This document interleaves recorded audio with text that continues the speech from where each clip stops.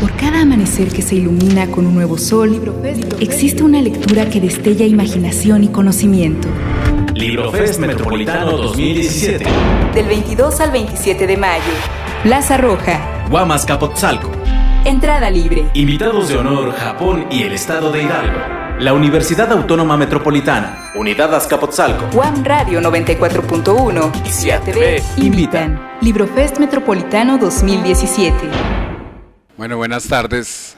Vamos a iniciar esta presentación del libro Memorias del Poniente 2, historias de sus pueblos, barrios y colonias, que en primer lugar queremos agradecer la invitación de la UAM Azcapotzalco. Nosotros venimos de la UAM Coajimalpa a hacer esta presentación, y bueno, ahí a quienes vayan pasando solamente les iremos contando de qué trata este libro y de dónde surge de un proyecto de la UAM Coajimalpa. Y bueno, vamos a empezar. Yo le quiero agradecer bueno, en primer lugar me presento, yo soy Mario Barbosa, soy profesor investigador de la UAM Coajimalpa, del Departamento de Humanidades, y coordinador de este proyecto del cual surge este libro, Memorias del Poniente 2, que da continuidad a otro libro que editamos en 2015.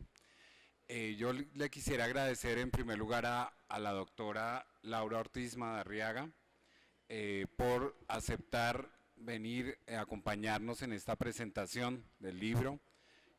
Laura estudió sociología en la UNAM, hizo su maestría en la Universidad Autónoma de Barcelona y el doctorado en antropología de la UAM Iztapalapa, y se ha especializado en el estudio de poblaciones del poniente de la Ciudad de México. Por lo tanto, es una persona muy conocedora del tema que trata el libro.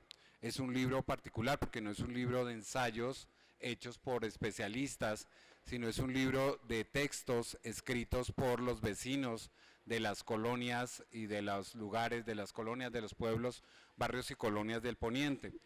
En ese sentido, Laura es una persona muy idónea justamente para comentar estos trabajos que se reúnen en este libro. Pues muchas gracias, Laura, y bienvenida en primer lugar.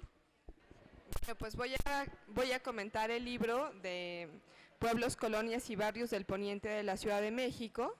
Me gustaría comentarles que me he dado cuenta que muchas veces desde la academia vamos con nuestro marco teórico, hacemos un estudio, hay algún tema que nos interesa, tenemos un contexto, pero la gente siempre está interesada en hablar de ciertas cosas, ¿no? Ellos tienen sus propias narrativas, entonces les gusta saber, por ejemplo, cuándo llegó la tele al pueblo, cuándo llegó la luz, cuándo llegó el radio, qué programas se veían por primera vez en la tele, o por ejemplo algo que gusta mucho de hablar son de las catástrofes, ¿no? Si hubo algún accidente de tren o si hubo algún accidente de un tranvía, es algo que permanece en las narrativas, no solo de las personas que lo vivieron, sino que es algo que se va transmitiendo a los hijos y a los nietos, y es algo que se va compartiendo y platicando. Entonces me parece que este libro tiene el objetivo justamente de recuperar esas narrativas de las propias personas, o sea, qué es lo que ellos quieren platicar. Entonces, bueno, ahora ya voy a empezar a leer. Este proyecto se realizó en la delegación Álvaro Obregón, en la delegación Coajimalpa y Magdalena Contreras, muy lejos de aquí, hacia el poniente de la ciudad. No sé si ubican por donde está el Desierto de los Leones, el proyecto Santa Fe, el centro comercial, toda esa zona. Y pretende, cito, trabajar con la memoria y así fortalecer la identidad de los lugares de procedencia y contribuir a la producción de conocimiento sobre el pasado de esta región que ha sido poco estudiada. El objetivo principal de este libro fue propiciar la creación de memorias narrativas sobre el poniente de la ciudad y permanecer cerca de los concursantes durante su elaboración a través de varios talleres. Este libro muestra la multiplicidad de experiencias habitacionales al poniente de la ciudad, que van desde pueblos de origen prehispánico, colonias populares formadas de manera irregular, hasta unidades habitacionales construidas en el marco del Estado moderno. Me gustaría enumerar de forma breve qué es lo que deja este libro y las dificultades a las que nos podríamos enfrentar al tratarse de un documento formado por autores que no pertenecen a la academia o al ámbito literario, sino a los mismos pobladores de estas colonias y estos barrios. El libro está dividido en 4 partes, que son los pueblos originarios, las experiencias de urbanización es el segundo, el tercero son los relatos biográficos o autobiográficos y el cuarto son los relatos ficcionados. Respecto a los pueblos originarios, encontramos que los textos muestran la oportunidad de realizar monografías sobre los pueblos a los que se pertenece. El reto que encontraba yo aquí era cómo darle homogeneidad a los textos, cómo trabajar, por ejemplo, con un señor de un pueblo de 60 años que con trabajos acabó la primaria, mientras que había otras personas que tenían estudios profesionales. Yo creo que el acompañamiento que se dio en el taller permitió que todos los textos tengan una misma calidad y un mismo nivel. En esta primera parte del libro se observa el interés de los habitantes de los pueblos conurbados por mostrar a las fiestas patronales e incluso a las fiestas laicas como una especie de carta de presentación hacia afuera, hacia la urbe, hacia lo otro que no es pueblo. Esto les permite distinguirse del resto de los capitalinos. Asimismo, encontré que hay como, se busca todo el tiempo los antecedentes prehispánicos, ¿no? Incluso cuando en el texto de la unidad habitacional se está buscando evocar este pasado prehispánico. Entonces esto nos llevaría a preguntarnos hasta dónde llega la memoria, o sea, con qué memoria estamos trabajando, si la memoria de nuestros padres, nuestros abuelos, o una memoria aún más, de un pasado más lejano. Y justamente se busca, por ejemplo, que había figuras prehispánicas o hay parajes, zonas de los pueblos que se nombran en náhuatl. Entonces eso les da cierta legitimidad para poder ser considerados pueblos originarios. En los textos de este apartado se recurre a algunos recursos literarios que me llamaron la atención. Justamente se hacía como una especie de enciclopedia donde se trataba de hablar de todo, de lo que se pudiera del pueblo, ¿no? Como en el caso del texto de Ricardo Granados, que se llama Un recorrido por la historia de San Pablo Chimalpa, o las historias genuinas de Chimalpa, de Alma Galicia, Las raíces, huellas y voces de Coajimalpa, de Ángela Miranda. La forma en que se percibe, se experimenta y se narra cómo es vivir en un pueblo, aunque sea parte de la Ciudad de México, tiene ciertas peculiaridades, especialmente cuando se observa desde una perspectiva de género. Esto permite dar cuenta de las transformaciones que han vivido las mujeres en los últimos 70 años. Y justamente en este texto se puede ver cómo pasaron del ámbito de lo privado y el trabajo vinculado a lo doméstico a integrarse al mundo laboral de la ciudad, a la toma de decisiones y por tanto al ámbito de lo público. Esto no sin dejar de librar algunas batallas. Asimismo, está el problema de la educación. Poco a poco, la gente de los pueblos, principalmente los hombres, fueron incorporándose a las escuelas primarias y secundarias. Posteriormente, fueron las mujeres las que pudieron integrarse a la escuela. Tanto en el caso de San Mateo y San Pablo, se habla de que las mujeres se caracterizan por ser muy trabajadoras, tanto en el hogar como fuera de él, vendiendo cosas que cocinan y producen. Aquí habría que estar un poco atento porque a veces las mujeres piensan que esto es feminismo y que es un feminismo positivo, sin embargo corresponde como a un ideal de mujer, ¿no? Que tiene que ser trabajadora, buena madre de familia, buena esposa, que tiene la casa limpia, etcétera. Entonces hay como un orgullo de ser mujer trabajadora. En general, en estos escritos se percibe la llegada del proyecto de Santa Fe, de los centros comerciales que hay cerca, como un embate de la urbe, como una agresión de la ciudad hacia todos estos poblados. Ahora, por otro lado, encontramos un par de textos donde el papel del deporte, como los equipos de fútbol y el correr, tienen una gran importancia para fortalecer el tejido social, ya que no solo los integrantes del equipo participan, sino que los familiares, amigos y vecinos se ven involucrados. El apoyo al equipo se da desde distintos niveles, así como el apoyo de las mujeres al que llaman el otro equipo, donde trabajan ellas preparando comida, arreglando los uniformes, apoyando a los integrantes. Entonces, estos textos lo que vi fue algo muy interesante, ya que surgieron más equipos, además del que se habla en el texto, y se hizo una especie de red, donde además se vinculó con otras colonias y otros pueblos, lo cual permite a los propios habitantes tener una visión más amplia del territorio, así como el arraigo. Estos textos también nos permitieron conocer personalidades que son reconocidas por su trayectoria deportiva, pero no solo la gente de los deportes, sino músicos, actores, artistas.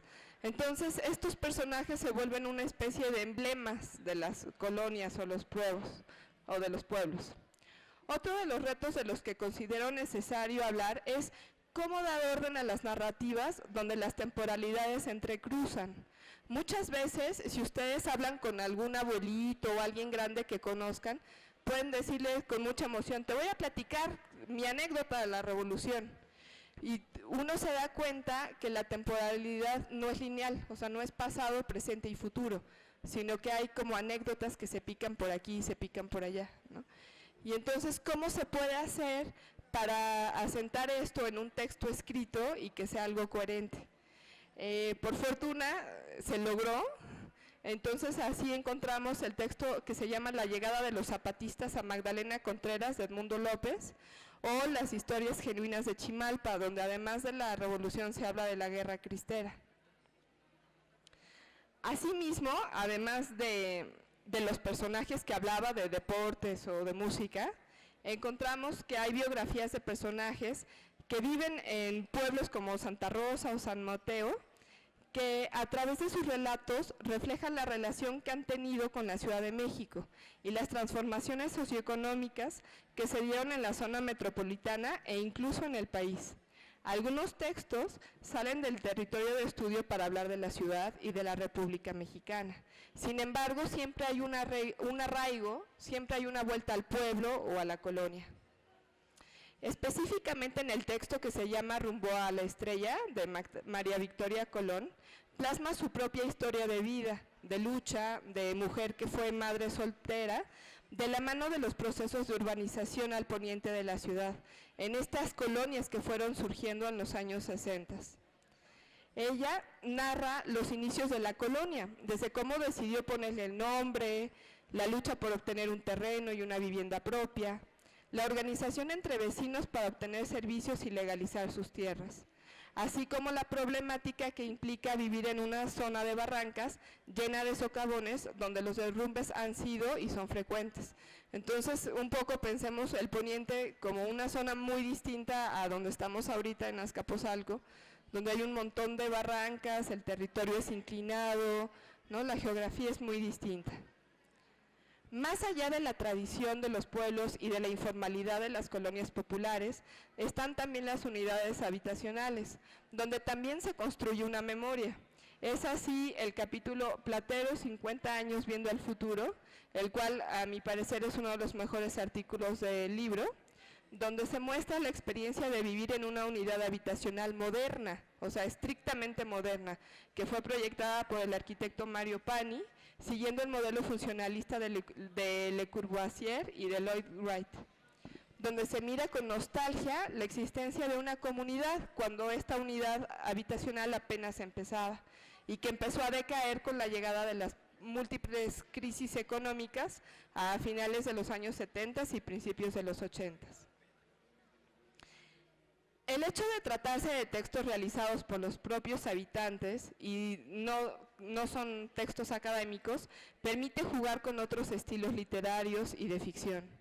Es así el texto de Miranda Segura, quien intercala sus recuerdos de infancia con poemas realizados por elaboración propia.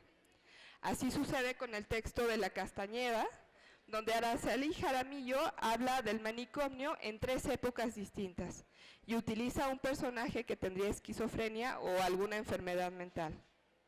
Así como el texto llamado Cerro San Miguel de Silvia Christensen, quien mezcla relatos de santos, de leyendas y asesinatos con ficción, dando por resultado un cuento del tipo gore. Ya para concluir, podría decir que podemos observar la problemática de los mismos habitantes por recabar información escrita, o sea, la misma que tenemos los académicos, ellos la manifestaron en sus escritos. La dificultad de corroborar hechos que las generaciones más jóvenes recuerdan de forma borrosa. En este caso, la memoria y la historia oral se vuelven fuentes vitales para que no se pierda el registro de acontecimientos relevantes o de formas de vida que se han perdido, como los oficios, como el ser carbonero o raspar el maguey. Además de los textos, el libro contiene material fotográfico de gran valor, lo cual nos hace pensar, como dice Lourdes Roca, en la importancia de conservar los archivos familiares. Considero que este tipo de proyectos permiten, además de vincular a la Universidad Autónoma Metropolitana con los vecinos de la zona, generar una reflexión desde dentro y apoyar a gente que ya tiene algunas ideas o escritos, pero no han encontrado el espacio para hacerlo. Muchas gracias a la doctora Laura Ortiz por sus comentarios. Iniciamos con ella justamente haciendo esta reflexión sobre lo que hay reunido en estos 17 relatos que contiene el libro, relatos escritos, como ella ha dicho, por sus propios habitantes. Yo le quisiera dar la palabra ahora al maestro Ejecatl Omaña Mendoza, quien es el coordinador de este proyecto, el coordinador de este proyecto ha sido en los 2 últimos años. En el año de 2015, finales de 2015 comenzó Ejecatl a ser el coordinador del proyecto y que es un proyecto que no solamente se dedica a reunir los relatos, sino que se dedica también a acompañar a las poblaciones en la escritura de estos relatos. Ejecatl Omaña es maestro en Ciencias Sociales y Humanidades por la UAM Coajimalpa y entre sus investigaciones están relacionadas sobre todo con consumo cultural, industrias culturales, escenas musicales y culturas juveniles. Se ha trabajado mucho en este tipo de proyectos de intervención social, principalmente en la promoción de derechos culturales, tanto en organizaciones de la sociedad civil como de la academia, y ha sido un privilegio para nosotros tenerlo como alumno primero y luego ahora como coordinador del proyecto, por su experiencia, su conocimiento y su sensibilidad en el trabajo con las poblaciones con las cuales nos estamos relacionando en este momento. Ejecatl. Bueno, pues primero muchas gracias a todos por estar acá, gracias al doctor Mario Barbosa porque ha sido él el que ha impulsado esta idea y quien me invitó a participar de ella, y en el camino, muy afortunadamente creo yo, conocimos a Laura Ortiz, a la doctora Laura Ortiz, que ha sido una gran colaboradora de este proyecto, que también tiene mucha experiencia en el trabajo con comunidades del Poniente, ¿no? Y yo quisiera empezar por ahí, algo ya había mencionado Laura al respecto, pero quisiera empezar por enfatizar que el Poniente de la Ciudad de México es en verdad una zona muy diversa, ¿no? ¿A qué nos referimos con el Poniente de la Ciudad de México? Este proyecto está lanzado o se vincula sobre todo con habitantes de 3 delegaciones de la Ciudad de México, que es Magdalena Contreras, Álvaro Obregón y Coajimalpa, ¿no? Y en esa delimitación territorial, que es muy amplia, suceden o conviven una serie de comunidades de zonas habitacionales muy distintas, ¿no? Tenemos desde pueblos originarios, en toda la Ciudad de México los hay, pero el Poniente tiene unas características muy particulares por estar atravesado por barrancas, por la cercanía en la que pueden convivir un pueblo originario, una colonia popular y un centro comercial como Santa Fe, comercial y corporativo, ¿no? Entonces eso hace que el poniente tenga como estas características muy particulares que han surgido a partir del proceso de urbanización. Mucho de lo que pasa es que la gente, por ejemplo, de los pueblos que está interesada en narrar una historia, en realidad están interesados en narrar cómo es que la ciudad un poco atrapó la dinámica de los pueblos, ¿no? Ellos no eran parte de la ciudad y de repente de 50, 40 años para atrás se vieron envueltos en toda esta vorágine de urbanización y de automóviles y de contaminación y de violencia. Entonces, esas son un poco los alicientes de contar. La gente en las colonias un poco quiere contar cómo es que ellos mismos construyeron sus propias casas, ¿no? Estos procesos de autoconstrucción de la vivienda y todo lo que implica llegar a un lugar un poco pues desértico, ¿no? Sin servicios, sin infraestructura, y luchar y gestionar para que estos espacios empiecen a ser habitables, para tener una vida digna, digamos, dentro de la Ciudad de México. Estas experiencias de urbanización también apuntan hacia allá, y ya lo decía Laura también hace un momento, también apunta hacia proyectos de vivienda modernos, ¿no? O que se plantearon hacia la segunda mitad del siglo XX como proyectos de vivienda de punta, progresistas, etcétera, y que también se han visto como atrapados en la dinámica de cambio que sufre nuestra ciudad, ¿no? Entonces este libro que estamos presentando, que de nuevo se llama Memorias del Poniente 2, historias de sus pueblos, barrios y colonias, es un libro que compila muy distintas experiencias de la Ciudad de México, lo podríamos poner así, ¿no? Formas muy diversas de reflexionar sobre el pasado de la Ciudad de México al poniente. Dicho eso, creo que un poco lo que nos ha dado como experiencia la publicación de este libro y todo el proyecto que hay detrás de él, es que hay necesidades muy específicas de los habitantes en torno a la memoria, ¿no? Nosotros somos a veces incluso como solo el vehículo para una serie de necesidades que ya están ahí, ¿no? Que son necesidades muy sentidas sobre recuperar algo de cómo era antes la Ciudad de México o antes del proceso de transformación.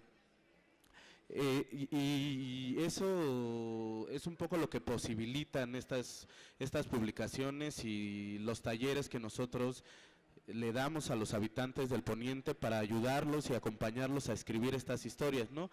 Posibilita reconocer primero que sí hay una necesidad social de memoria, ¿no? Y que esa necesidad social de memoria tiene que ser trabajada y tiene que ser acompañada, y que la universidad es un espacio socialmente responsable de llevar a cabo ese tipo de tareas, ¿no? Esa es la segunda cosa que yo quería decir, que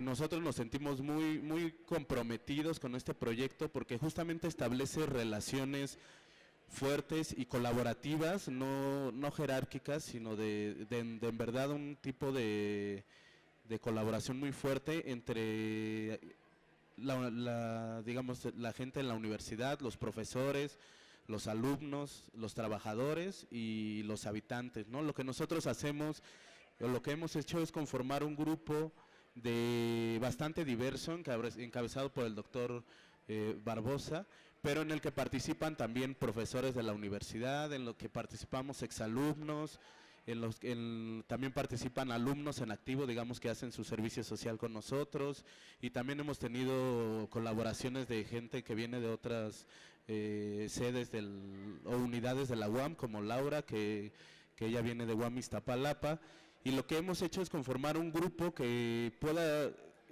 dialogar un poco con esas necesidades sociales que hay en torno a la memoria, ¿no?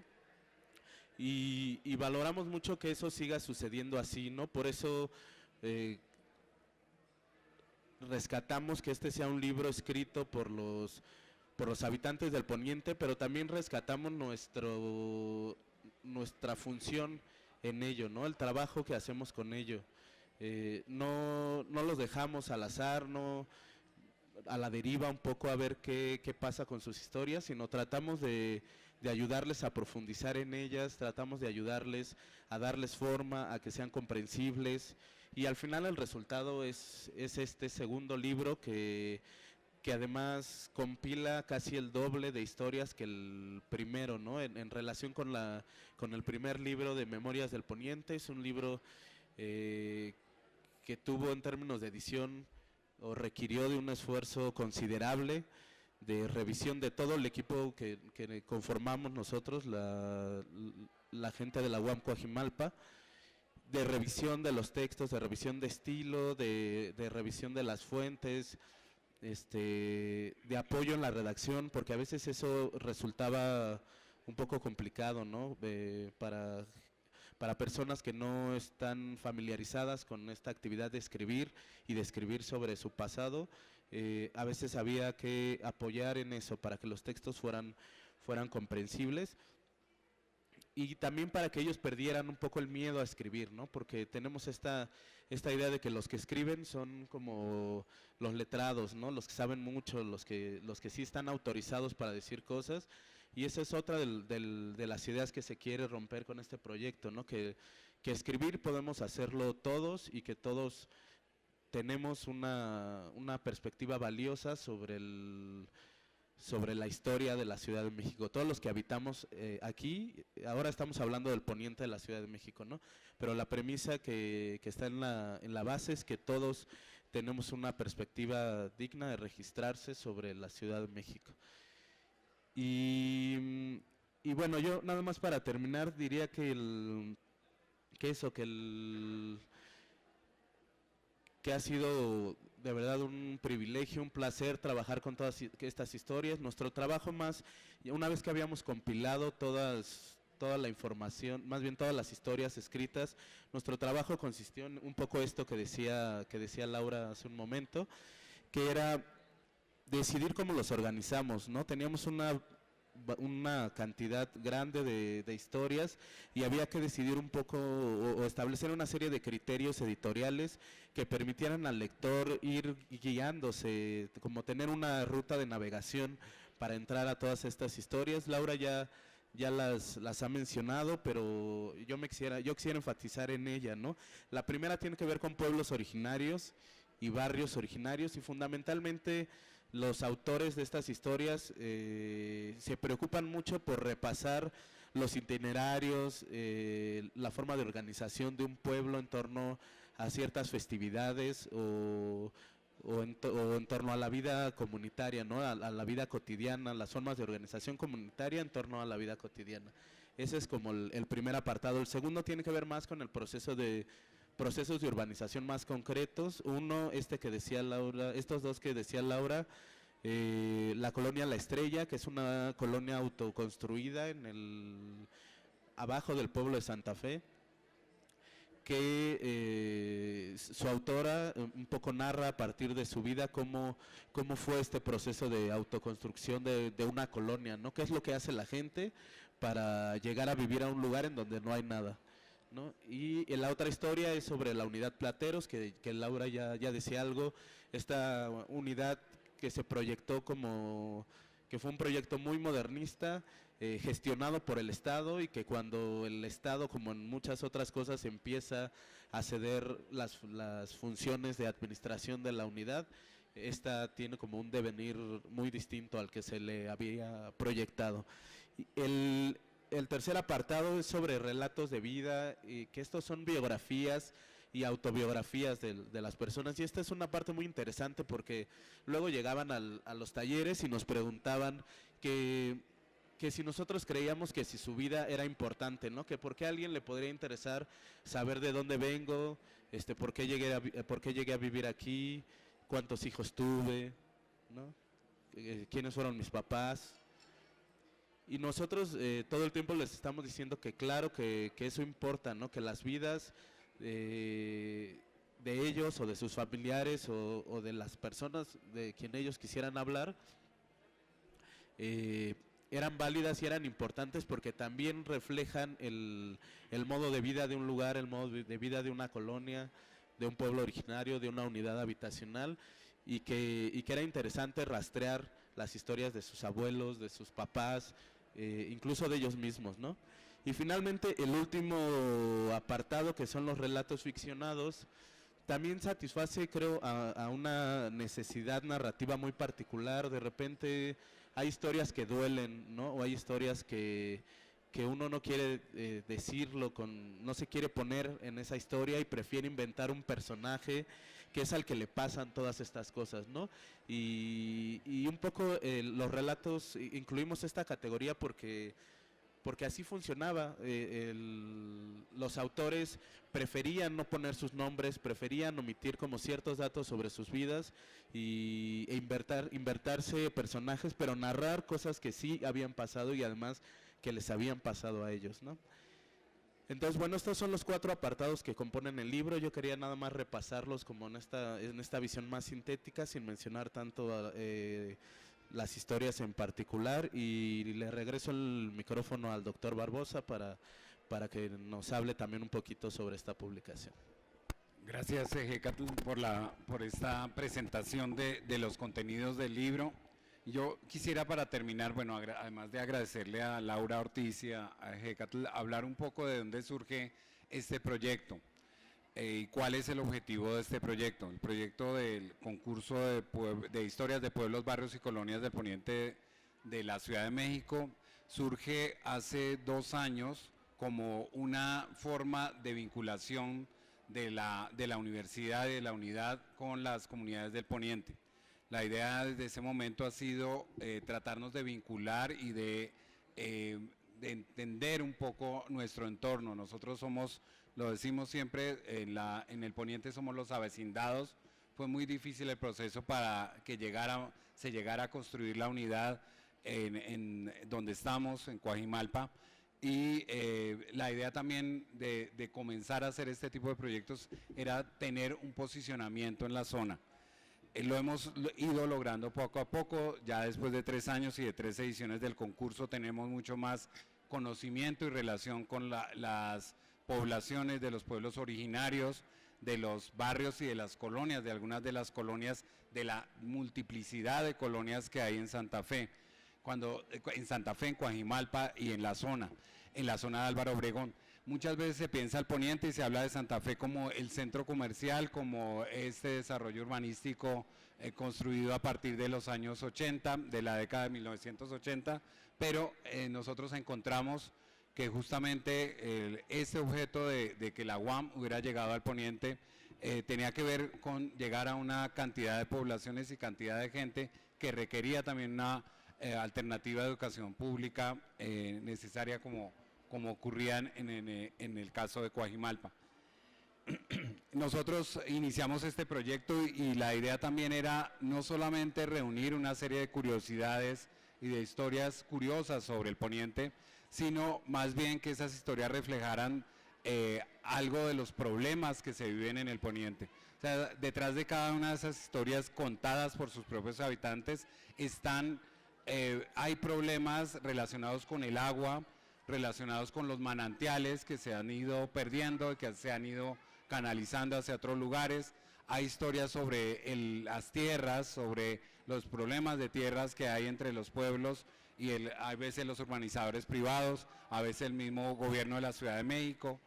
Hay historias también que tienen que ver con el impacto de una urbanización desordenada, permitida. ¿Qué significa llegar, como decía ahora Ejecatl, llegar a un terreno vacío al que te venden un pedazo de tierra que no tiene el uso de suelo para habitación, que no tiene las condiciones necesarias para la habitación? ¿Y qué significa estar 20, 30 años luchando por las condiciones y por mejorar esas condiciones de vida? Eso es detrás de muchas de esas historias está esa historia de muchos de los pobladores de nuestras ciudades. También cómo se socializa, cómo se organiza la gente para enfrentar estos problemas que se viven diariamente.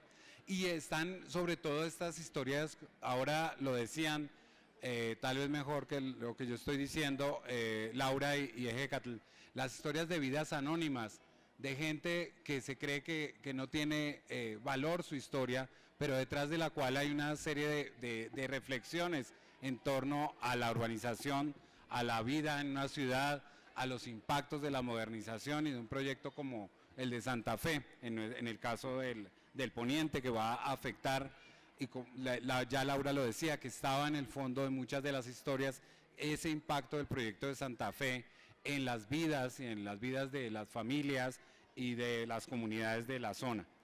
Para las comunidades este libro tiene un valor agregado en ese sentido, es el valor de que su historia está plasmada a través de su propia voz, o sea, no es la voz del investigador, no es la voz del especialista, sino son ellos mismos los que están escribiendo sobre su historia y eso lo valoran muchísimo. Eso es un valor grandísimo para quienes han participado en las 3 ediciones ya de este concurso. Y sobre todo también para los académicos también nos interesa, y para quienes estamos interesados en el asunto, porque tiene que ver con conocer un poco más de este proceso. A veces se piensa que la historia de la Ciudad de México es la historia del centro de la Ciudad de México, y no, hace falta también conocer qué pasa en los márgenes, no solamente en el poniente, al norte, al oriente, o sea, qué ha ocurrido y cómo ha crecido esta ciudad de manera desbordada. Ese es el otro valor que también tiene este tipo de esfuerzos. Este libro no está a la venta, no es un libro a la venta porque justamente es una edición, nos ha apoyado muchísimo la rectoría de la unidad que se está terminando ya esta semana, la rectoría actual del doctor Eduardo Peñalosa nos apoyó muchísimo con realizar este proyecto, pero trabajamos un poco con las uñas. Se editó el libro, se hace una pequeña edición y el libro está disponible en línea, así consideramos, están disponibles tanto el tomo 1 como el tomo 2 en línea para que se consulte de la manera disponible. Está en la página de la unidad, si no tienen posibilidades de encontrar la liga nos pueden buscar y con muchísimo gusto les podemos dar la dirección, la liga para que encuentren. Está en la sección, si no estoy mal, acá está alguien de la parte editorial de la unidad, está en la sección de libros electrónicos producidos por la unidad y ahí se pueden consultar estas historias de manera libre. Esa es la idea también del proyecto. Hubiéramos querido hacer una edición más grande, pero pues no hay recursos, a veces es muy costoso y más bien la edición pequeña se les entregó a los autores, a los 17 autores, se entrega también a algunas bibliotecas y ahí se van esa pequeña edición. Pero bueno, ojalá que quienes estén interesados lo puedan consultar también en línea y creemos que ahí también se cumple un poco esta idea del proyecto, ¿no? De tener un acceso libre de estas historias para quien quiera leerlas.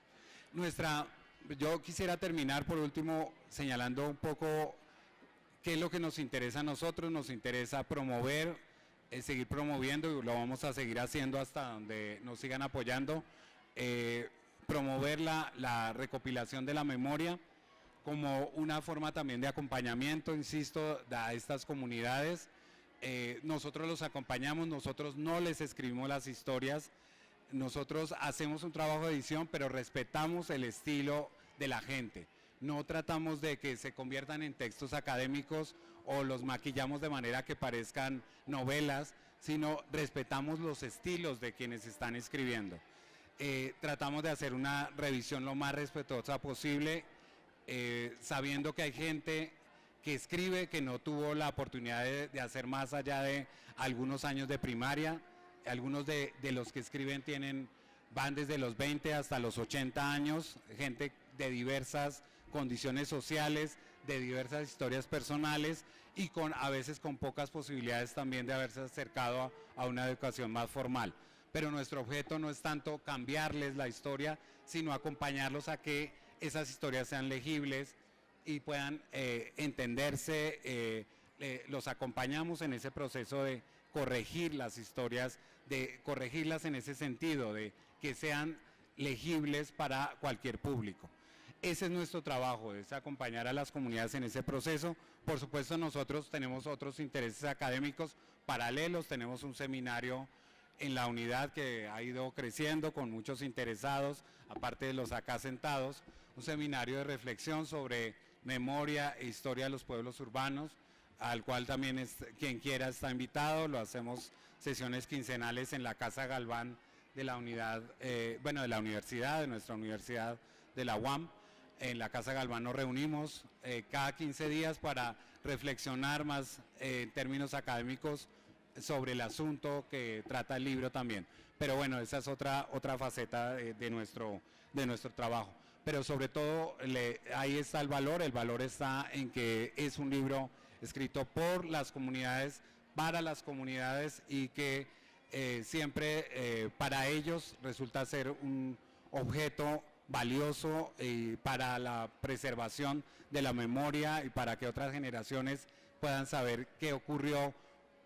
Siempre tenemos uno de nuestros participantes asiduos que habla sobre eso, es que sus nietos y sus bisnietos y sus próximas generaciones conozcan lo que ellos vivieron o sus propias historias y sus propias vivencias. Nosotros les agradecemos por la participación. Yo le quiero dar un agradecimiento especial a Magdalena Cobá, la licenciada Magdalena Cobá, que nos acompañó, que hizo posible esta presentación acá en la unidad Azcapotzalco, y les agradecemos a quienes nos acompañaron, nos escucharon en este rato, y esperamos que si tienen dudas nos pregunten, que acá estamos sentados y con ganas de hablar con quien quiera. Gracias, buenas tardes.